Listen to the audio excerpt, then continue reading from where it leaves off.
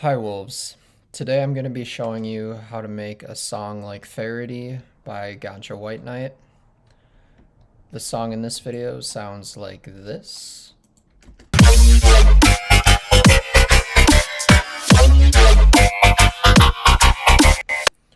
So in this video I'm going to be breaking down the song for you, showing you all the different tracks and instruments and different groups and processing that goes into something like this. Hopefully you learned something from it. To start the video, I'm just going to play the full song for you so you can hear what it sounds like. This is it. What did you say your name was again? Well, whereabouts are you wedded? You hear that, Ern? The leaky cauldron.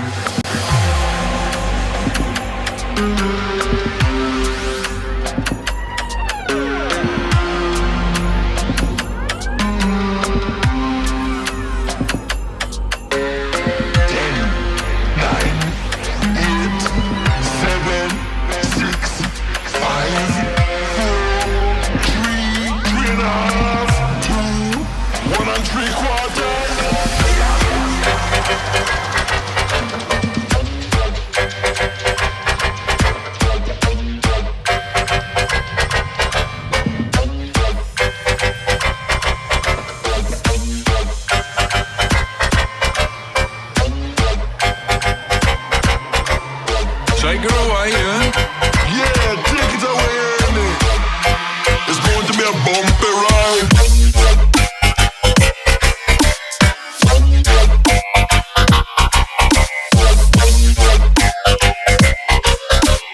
Yeah, take it away, Ernie.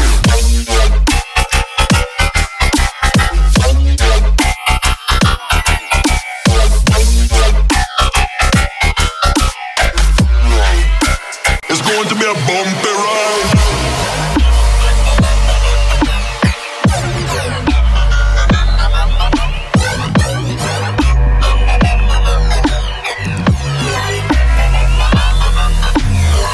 Did you say your name was again? Well, whereabouts are you wedded?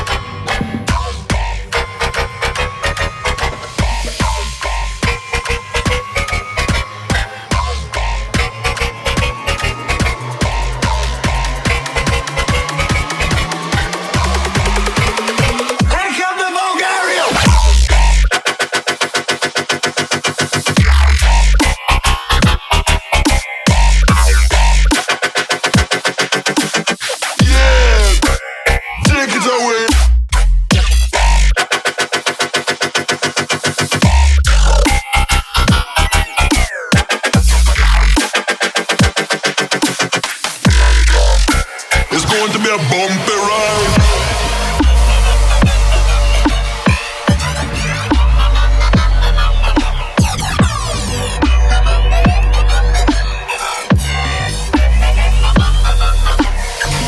You hear that, Ern?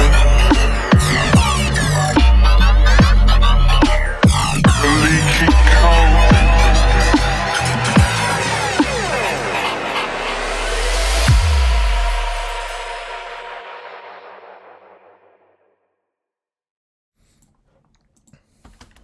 Okay. So we'll start with the intro and the effects. In the introduction, we have some white noise and some thunder in the lows, cutting the thunder at around 120 with an auto filter on it just to stop it from getting repetitive. It's really quiet, so you barely hear it. There's this cymbal transition that I use in a lot of songs, or something like this, just to transition from the intro to the verse. And then it's also used to transition into the bridge, the build at the end of the drops. There's a really high-pitched chime noise. It's also really quiet. It's only in the high end, probably 3000 and above. You don't really hear it, but it kind of fills up a little bit of space because this is a more dark song. So it's good to have something in the high end that you can hear, even if it's really quiet. All of these effects really are kind of just a transition in between parts of the songs and fill out the sound spectrum, the frequency spectrum. Just to fill in space, really, and to build tension. Like, we have this reverse downlift. It's kind of a really long, simple transition that then leads into the short transition. There's one low impact here. It's a reversed impact into the impact. You definitely need some of the low effects to mix in with the highs. After the drop, there's a separate one.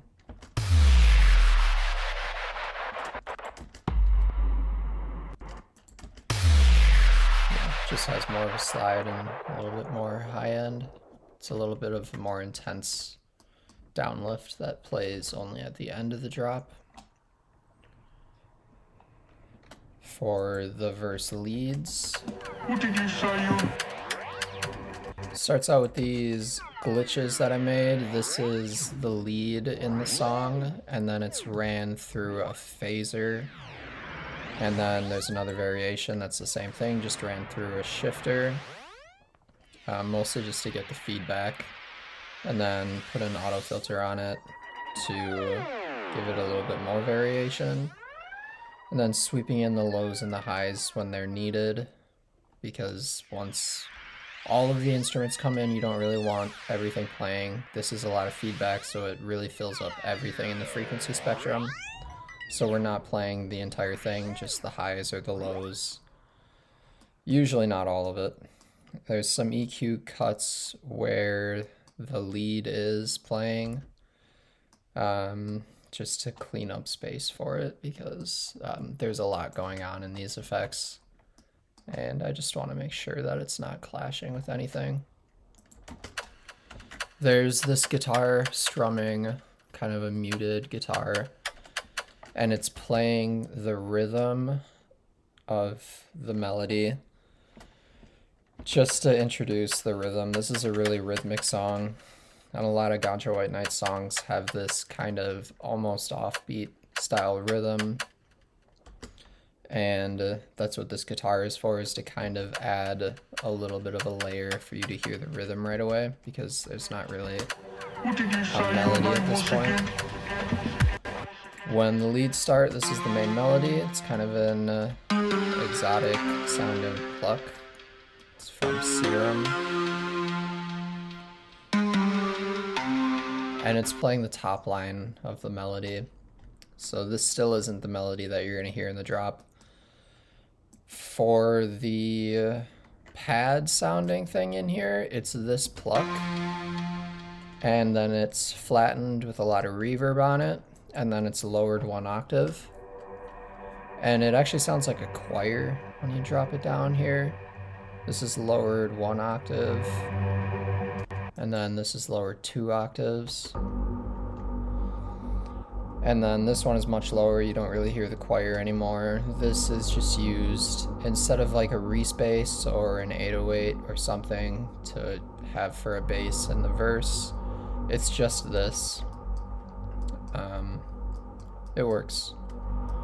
And I like how it sounds like a choir. It's kind of a nice spooky ambiance to add for this song. So there's still really not the melody playing yet, because it's still these vocals, so we'll go through those. What did you say your name was These are the again? intro vocals. I put a gate on it because this is from a movie and there's just a bunch of white noise. On pretty much everything, I use a saturator, multiband compression to bring things up On this vocal, I'm using What did you say your the name was again? echo follower, so the amount of echo Oh, whereabouts are you increases ready? when the volume is lower. You hear that, Ern? So you really only hear the echo after he says something, and there's some reverb, panning, What did you say mid-side your name was EQ, again? compression, soft clip. Well, whereabouts are you ready? Halfway through the verse, he does this countdown. 8, 7, 6, 5, 4, 3, 2, So here, at this point in the song, it switches. We use the effects to transition into the next segment of the song. And then we bring in the melody for the first time. The guitar is playing the melody, even though you don't really hear the melody from that. There's also this pluck, the music box pluck.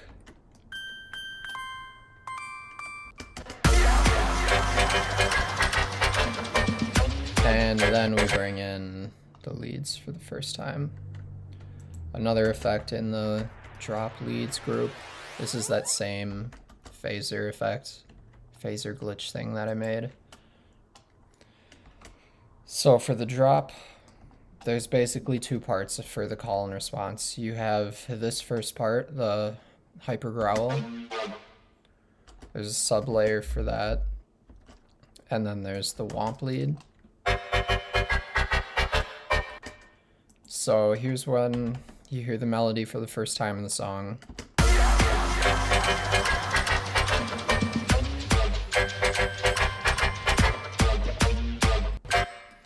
And we're using the power growl, the hyper growl for the call. It's only playing these two notes at the start, these quarter notes, and then the rest of it is the womp lead. And it still has this offbeat rhythm. These are kind of in between quarter notes and triplets. I don't know what you would call them, but it's almost like it's on the first and the fourth, and then it repeats. But it's not. I mean, if you zoom in, you can see it's starting before the fourth, and it's not starting right on the one. And then what I did is I first started in MIDI, and then I flattened it, and then I would shift them around. So if you hold your buttons to move this, you can move it back and forth like that. And so it's kind of like this first section, I would move it forward a little bit, and this section would be moved back a little bit. So it starts off beat, and then you kind of move it further off beat. And you don't really hear it when you listen to the song, but it does add a little bit of swing. So that's what the build sounds like.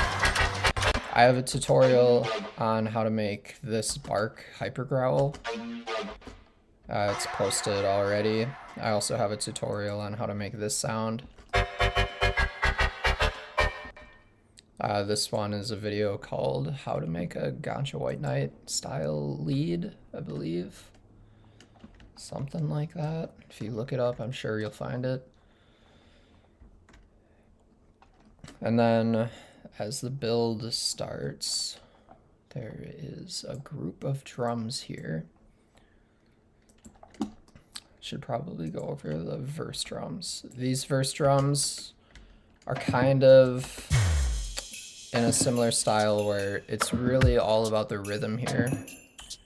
It's not about like making intense drums at all. It's kind of just a lot of spooky sounding layers, a weird kick, one auto pan ride, this weird fill that's just mostly between like 100 to 300, I would say, that just plays right before the downbeat or right before the kick. Again, it's weird offbeat, almost triplet type things. Yeah, on its own it sounds really weird, but it really pulls everything together in the drums.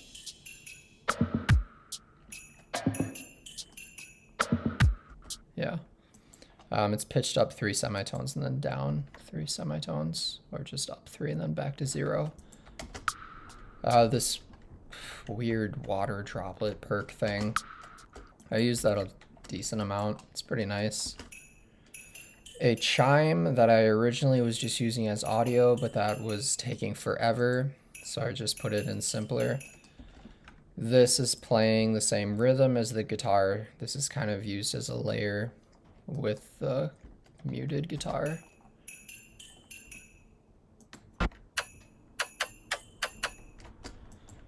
Yep, just playing the rhythm, not really going for the melody. When eventually we do bring in the melody, this chime and the guitar start to play a different rhythm to match whatever the melody is playing. Everything else stays pretty much the same. There's this granulator downlift that plays really just to fill up space, and then it goes up. But that is not working right now because I deleted it, I guess. A white noise / tonalizer. It's pretty quiet. And that also plays with the pad that's reversed.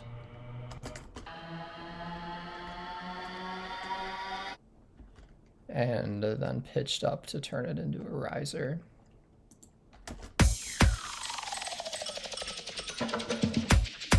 As the build becomes a little bit more intense, the kicks start to become a little bit more on beat and a little bit more repetitive. Not really playing the rhythm anymore, just to instead play quarter notes to kind of build up into the drop.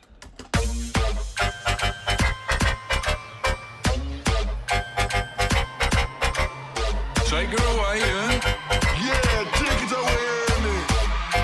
It's going to be a bumpy ride.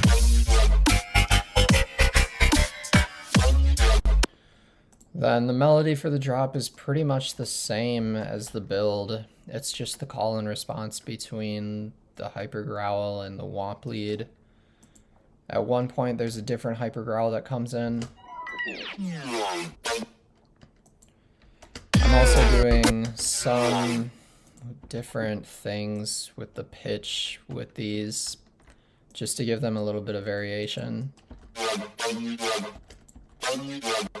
Like this one is sliding up in the beginning, this one's not sliding, some of them slide down. Some of them are twice as long, some of them are half as long. There's a little bit of variation in the womp lead. Just with the rhythm, like here, we're skipping some of the notes. For the womp lead, there's a lot of variation in the processing. I was running it through a bunch of different serum filters. Kind of every 4 bars, I would run it through a different filter, and you hear that. I'll play it for you here.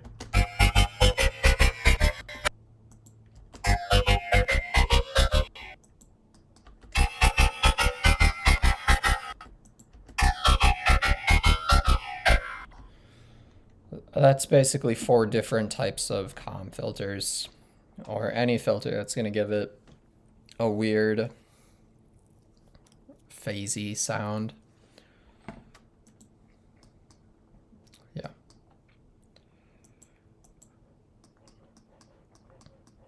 For the hyper growls, I also ran it through a spectral resonator.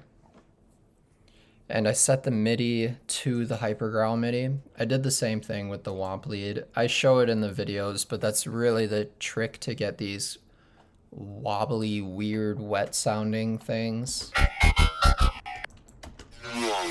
That and phasers, it's really good for that stuff.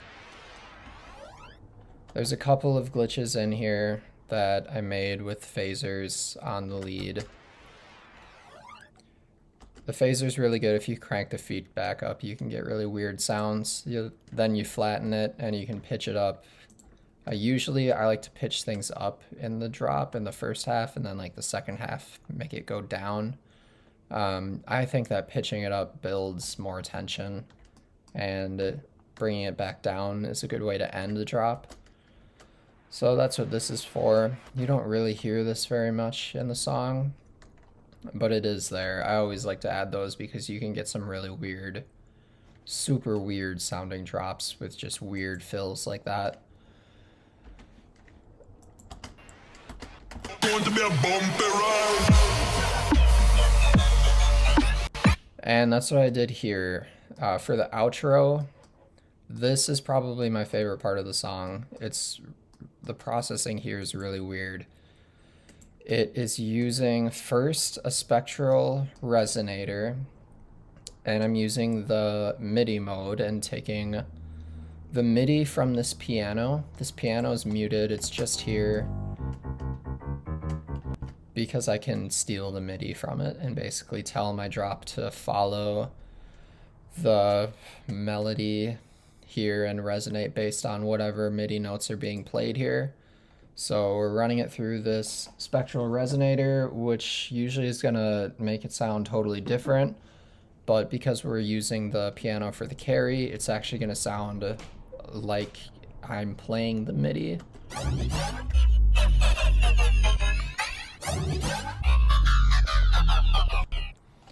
And I mapped a bunch of different things to LFOs to randomize like the frequency and the decay of the spectral resonator. So every time I press play on this, it's going to be a little bit random for what it sounds like. However much decay there is and whatever the resonant frequency is going to be, that's going to be random every single time I play it. Even if I export it twice, the files are going to sound different a little bit. Not super different, but a little bit. And then after the spectral resonator, it kind of does the same thing with a phaser. Looks like for the phaser, only the center frequency is randomized. So it's still going to have some randomness for this. The phaser is also cranked up. I mean, we have, 30 notches, 50% feedback, 100% dry wet, more than half the amount. So running it through the spectral resonator and then the phaser is going to give you these weird sounds.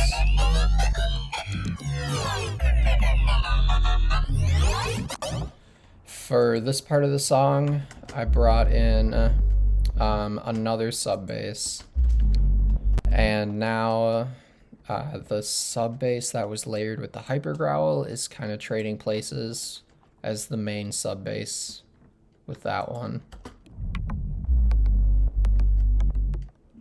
And this sounds really cool. I don't know what type of speakers you're listening to this on, but like switching between this sub bass and this one, and then running that through the spectral resonator and then the phaser. If you listen to this on the subwoofers, it sounds pretty cool. It sounds like the bass is just like, it has a mind of its own. Like it'll just be like loud and then quiet.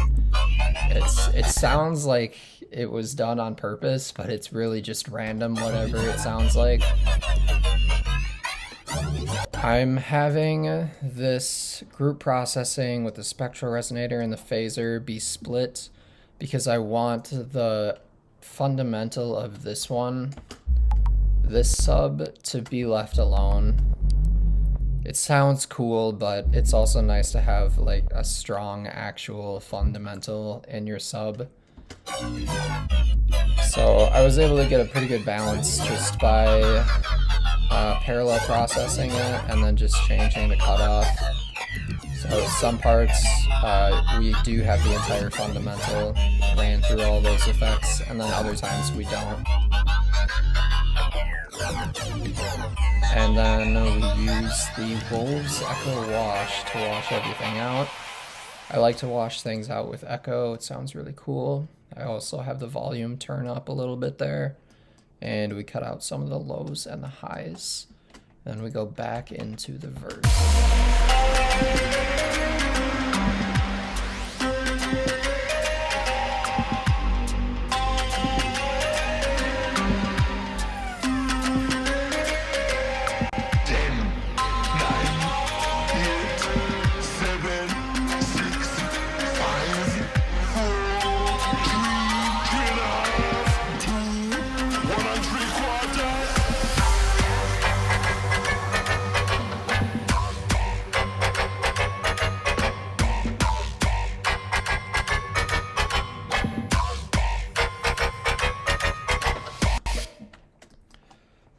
For this build up, we are switching the hyper growl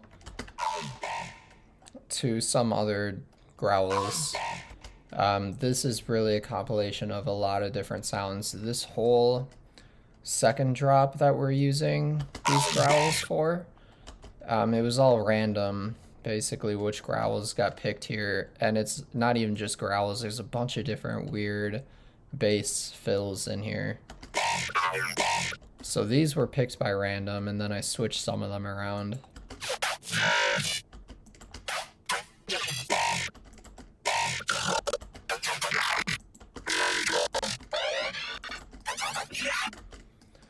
Yeah, that was a pretty fun process of just having completely random bass sounds thrown in there and then going through and picking the good ones. But in the intro, it is the same growls over and over. It's just the pitch that's changing. There is still, like, some are sliding up, some are sliding down to give some variation. But then the womp lead is the same. Sub bass is still there, just following the same melody. It's also the same in the drop. The womp lead is the same in the drop. The only other difference for this drop is that we bring in this section at the start. And that's made up of 2 layers. One is a high layer. This is just, I believe, a rim shot with reverb on it. And then flattened. And then this is the womp lead.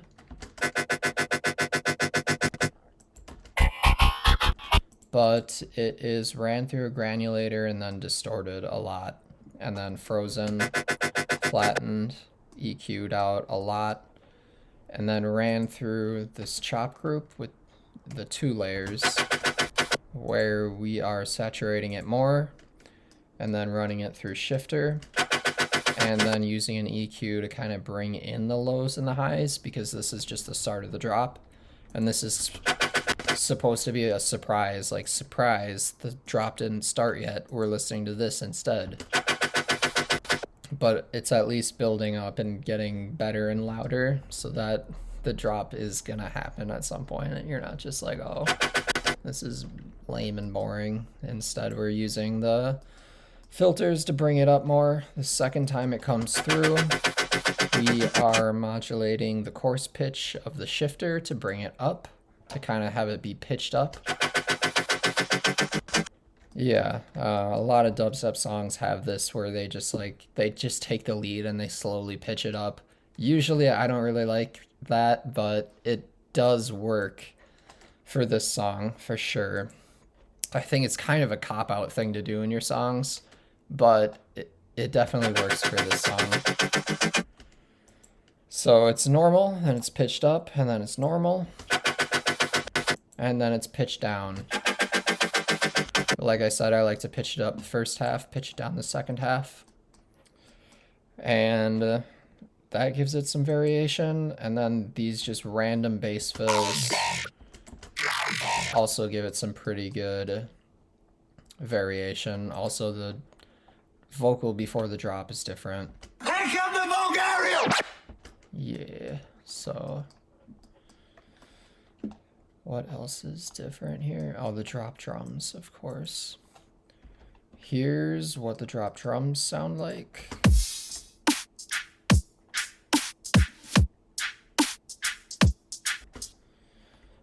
Pretty standard. The kick, I am boosting it at 182.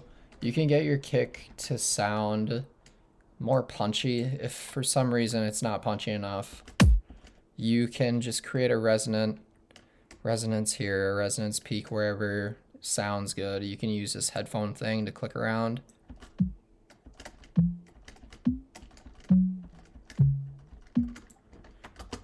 And just pick whichever part you want. A lot of the times this area right here, 182, is super annoying and you don't want to boost it, but it works for this one. Pretty aggressive snare. Cutting out some of the side frequencies. The snare has a couple of different peaks, and I'm just really ducking in between the two peaks because there's already a lot going on in the snare, and I kind of just wanted to clean it up a little bit. Reverse kick, reverse snare layer. It's almost always a good idea to have something like this in your songs. I used to not always do it, but lately I've been doing it like way more, even if it's super quiet and you don't really hear it. Here's the percussions.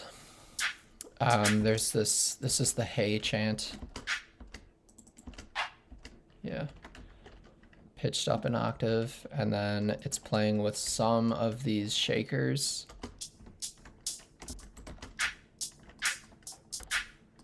This is just kind of playing the same rhythm as the drop. Some transition crashes. That's really it for the drums. Just some drum fills. Oh yeah, the riser. It's always good to have these like risers in your drum group, I think, even if they're really quiet. Going to be a bumpy ride. Just wouldn't sound the same without that for sure. For the second build, we do have a different snare for the build. I thought that one was needed because the start of this drop kind of sounds like that snare also. So it made sense to use a snare for the build. And also just because the start of this drop is a lot more aggressive and it kind of comes out of nowhere. And then, I mean, you got this guy yelling. Here come the Bulgarian! Here come the Bulgarian! So a different buildup was definitely needed for this one. It needed to be a little bit more intense, and yeah, this snare build is pretty good for that. At the start of this drop, we're not doing the kick snare pattern right away because it's a little bit of a delayed start. It's supposed to be a huge surprise to the listener when they don't hear the lead they're expecting and instead they hear that other thing. So you hold out the drums for a little bit. You make them wait for it before you play the drums.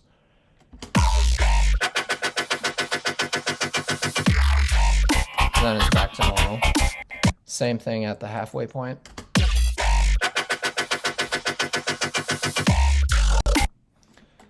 And then for the outro, we're doing the same thing with the leads. Essentially just copy pasting the structure of the drop, but then running it through the spectral resonator and then the phaser, and then cutting out some of the highs. I believe that's everything. And then we bring in this pad again at that point in the song. I'm only really doing this because it sounds like a choir, and it's just really fitting for this outro. I wouldn't bring in like a normal pad here, I don't think, but I think this choir really fits. Yep, that's just the lead. Ran through the phaser and flattened.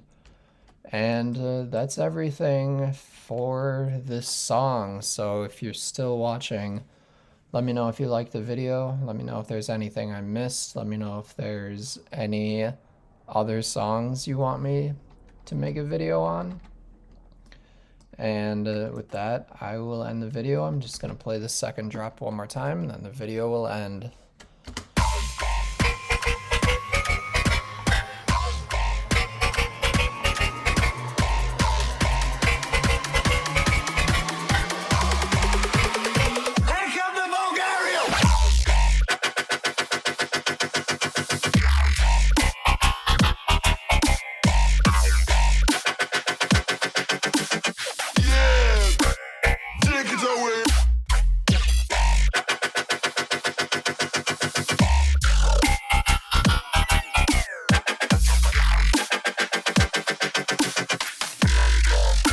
It's going to be a bumpy ride.